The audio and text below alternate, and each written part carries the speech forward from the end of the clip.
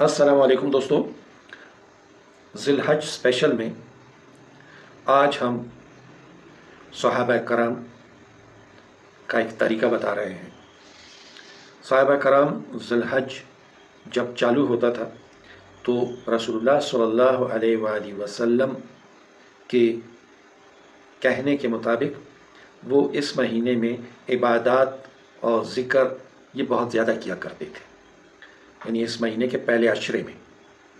تو وہ یکم ذی الحج سے 13 ذی الحج تک یہ پڑھا کرتے تھے۔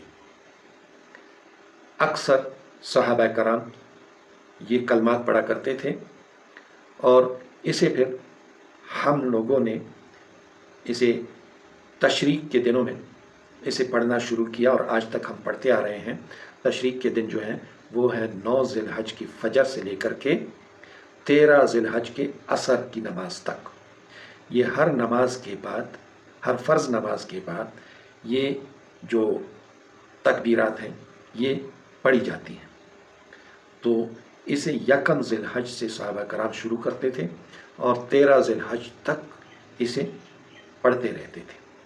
تو وہ یہ ہے: اللہ اکبر اللہ اکبر اللہ اکبر، لا الہ الا اللہ، اللہ اکبر وللہ الحمد، اللہ اکبر کبیرہ والحمد للہ کثیرہ وسبحان اللہ بکرۃ واسیلہ، اللہ اکبر اللہ اکبر اللہ اکبر، لا الہ الا اللہ، اللہ اکبر وللہ الحمد۔